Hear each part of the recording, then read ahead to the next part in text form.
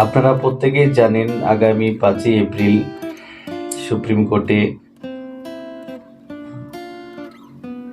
বর্তমানে যে রিক্রুটমেন্টটা চলছে প্রাইমারির, তার উপর ভিত্তি করেই হিয়ারিং আছে। হয়তো আপনারা এটা জেনে থাকবেন যে হিমা কোহলি ম্যাডামের এজলাস থেকে কেসটা চেঞ্জ হয়েছিল। আবার কি করেছে, 20-22 ক্যান্ডিডেট ওরা সুপ্রিম কোর্টের প্রধান বিচারপতির কাছে আবেদন জানিয়েছে যে বর্তমানে যে বেঞ্চে কেসটা আছে সেখান থেকে যেন হিমা কোহলি ম্যাডামের এজলাসে আবার যায়।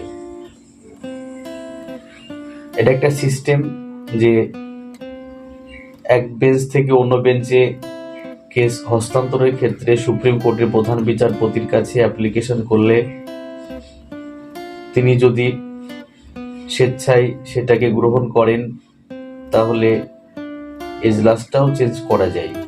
এটাই সিস্টেম, প্রধান বিচারপতি ছাড়া এটা কাউরি দ্বারা সম্ভব নয়। ঠিক সেই মতো করে 20-22 ক্যান্ডিডেট ওরা প্রধান বিচারপতির কাছে অ্যাপ্লিকেশন করে এবং সেই মোতাবেক আবার সেটা হিমা কোহলি ম্যাডামের এজলাসে যায়। এবার হয়তো ওরা ভাবছে যে সেখানে আমাদের ফায়দা হতে পারে বা কিছু একটা লাভ হতে পারে।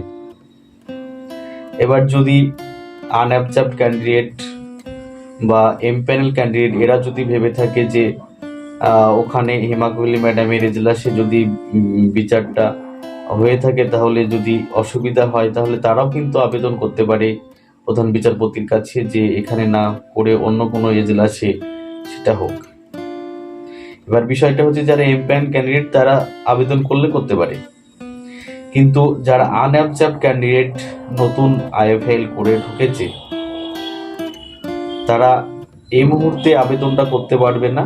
এবার তাদের আবেদনটা গ্রহণযোগ্য হবে না, কারণ তাদের যতক্ষণ না পর্যন্ত আইএফআইএলটা গ্রিন সিগন্যাল না পাচ্ছে, অর্থাৎ ট্যাগ না হচ্ছে বা সিগনেচার না হচ্ছে বিচারপতি, ততক্ষণ পর্যন্ত তারা আবেদন করতে পারে না এবং করলেও সেটা গ্রহণযোগ্য হবে না।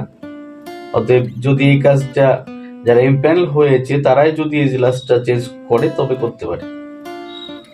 তো যাই হোক, এবার 20-22 ভাবছে যে হয়তো আমাদের ফায়দা হবে, তার জন্য হিমা কোহলি ম্যাডামের কাছে নিয়ে গেছে বিষয়টা।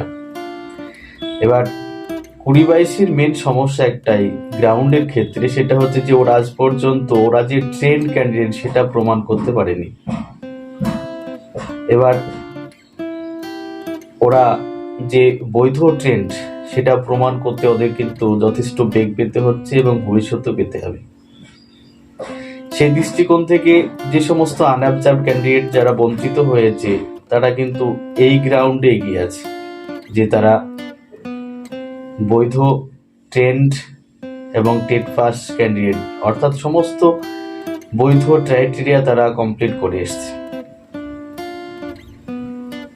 এবার বিষয়টা হচ্ছে যে 20-22 ক্যান্ডিডেটের ক্ষেত্রে আর একটা বড় সমস্যা হতে চলেছে, সেটা হচ্ছে যে এই যে প্যানেল আউট হলো বা নিয়োগটা প্রায় শেষের দিকে, এই প্যানেল আউট হওয়ার পরে ওদের একটা সমস্যা সৃষ্টি হয়েছে যে এখন যদি পর্ষদ বেঁকে বসে বা পর্ষদ বলে যে আমাদের অলরেডি যে রিক্রুটমেন্টের জন্য আমাদের বিজ্ঞপ্তি দেওয়া ছিল সেই রিক্রুটমেন্ট আমাদের কমপ্লিট হয়ে গেছে আমাদের তরফ থেকে, পর্ষদ যদি এই কথা বলে তাহলে ওরা আরেকটু কি হবে যে 20-22 ক্যান্ডিডেট বিপাকে পড়বে। এমতো অবস্থায় এই কেসটা দেখা যাচ্ছে যে লং টাইম ধরে চলছে, কারণ আমরা জানি সুপ্রিম কোর্টের কেস মানে একটা লং টাইমের ব্যাপার। এবার যারা এমপ্যানেল হয়েছে তারা তাদের মতো চাকরি করবে। 20-22 ওরা নিজে যে বৈধ ট্রেন্ড ক্যান্ডিডেট সেটা প্রমাণ করার চেষ্টা করবে। এবং আনঅবজার্ভড ক্যান্ডিডেট যারা নতুন আইএ ফাইল করে ঢুকেছে তারা তাদের মতো করে, অর্থাৎ এমপ্যানেল এবং আনঅবজার্ভড মিলে ওরা কি করবে, 2022 যে ইনভ্যালিড সেটা প্রমাণ করার চেষ্টা করবে। এটা যদি লং টাইম ধরে চলতে থাকে তাহলে যারা এমপ্যানেলড তাদের লাভ হলো, কিন্তু যারা 2022 তাদেরও আলটিমেটলি লস, প্লাস যারা আনঅবজার্ভড ক্যান্ডিডেট তাদেরও আলটিমেটলি একটা নেগেটিভের জায়গা চলে আসে। কিসের জন্যে? যে এই প্যানেলের ভ্যালিডিটি কিন্তু 1 বছর। এবার সুপ্রিম কোর্টে কেস মানেই লং টাইমের ব্যাপার। যদি শর্ট টাইমে হয় তাহলে ভালো, আর যদি লং টাইম হয়ে যায় তাহলে নেগেটিভ একটা জায়গা। সেই কারণে আনঅবজার্ভড ক্যান্ডিডেটের মধ্যে থেকে কিছু সংখ্যা ক্যান্ডিডেট ওরা কি চাইছে, যে যদি কেসটা লং টাইম ধরে চলে থাকে তাহলে তো আমাদের ক্ষেত্রে খুবই অসুবিধা। সেই কারণে যাতে 2022-কে হারানোর পাশাপাশি যদি আর্গুমেন্টটা এরকম করা যায় যে আমরা বৈধ ট্রেন্ড ক্যান্ডিডেট সমস্ত ক্রাইটেরিয়া আমরা কমপ্লিট করে এসেছি, আমাদের যে বঞ্চিত করা হয়েছে, আমাদের কাট অফ ভেরি লো বলা হয়েছে, কিন্তু এনসিটির যে গাইডলাইন্স সেই গাইডলাইন্স অনুযায়ী আমরা বৈধ ক্যান্ডিডেট, তাই অবিলম্বে কি করা হোক, আমাদের যে বঞ্চিত করা হয়েছে সেই জায়গা থেকে আমাদেরকে উঠে নিয়ে আমাদের বর্তমান যে সিট এখনো পড়ে আছে সেই সিটে নিয়ে আসতে হোক। এতে কি হবে, একদিক দিয়ে যেমন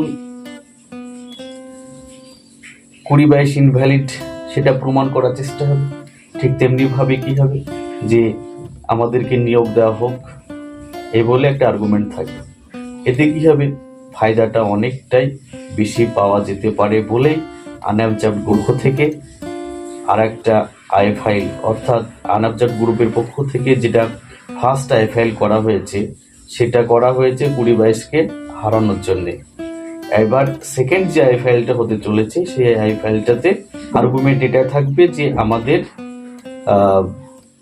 আনঅবজার্ভড যারা আছি তাদেরকে কি করা হয়েছে, বঞ্চিত করা হয়েছে, আমরা সমস্ত ক্রাইটেরিয়া কমপ্লিট করে এসেছি, আমরা বৈধ ক্যান্ডিডেট, আমরা বঞ্চিত, আমাদেরকে চাকরিটা দেওয়া হবে। এতে কি হবে, সেকেন্ড আইএ ফাইলে যদি লং টাইম ধরে চলতে থাকে তাহলে কিন্তু এই বিষয়টা যতক্ষণ চলতেই থাকবে ততক্ষণ কি হবে, এই সিটটাকে কখনোই কিন্তু পরবর্তী নিয়োগের ক্ষেত্রে পর্ষদ নিয়ে যেতে পারবে না। সেই কারণে অবশ্যই সেকেন্ড যে আইএ ফাইলটা হতে চলেছে অবশ্যই এর কার্যকারিতা এবং লক্ষ্যটা সঠিক আছে। যদি এই সেকেন্ড আইএ ফাইলে কেউ পিটিশন হতে চান তাহলে অবশ্যই যোগাযোগ করুন, স্ক্রিনে যে নাম্বারটা দেওয়া আছে সেখানে যোগাযোগ করুন। কারণ প্রত্যেকেই চাই যে সুপ্রিম কোর্টে যেহেতু লড়ার একটা বিষয়, সুপ্রিম কোর্টে হিউজ একটা অ্যামাউন্টের বিষয় এবং সবাইকে এক জায়গায় হতে হবে, এটা যেমন বাস্তব তেমনিভাবে সবাই চায় যে আমি যেহেতু লড়ছি সেখানে আমি একজন সদস্য হয়ে লড়তে চাই, অর্থাৎ আমি একজন পিটিশনার হয়ে লড়তে চাই। এটা কিন্তু সবার একটা লক্ষ্য, সবার একটা আশা। সেই কারণে আনঅবজার্ভড পক্ষ থেকে আর একটা সেকেন্ড আইএ ফাইল হতে চলেছে এবং সেখানে যারা এখনো পিটিশনার হতে পারেননি, যারা এখনো পিটিশনার হতে চান তারা এই স্ক্রিনে দেখুন একটা নাম্বার দেওয়া আছে, এই নাম্বারে আপনারা যোগাযোগ করুন, তাহলে সেকেন্ড আইএ ফাইলের পিটিশনারে আপনারা যুক্ত হতে পারবেন। ধন্যবাদ।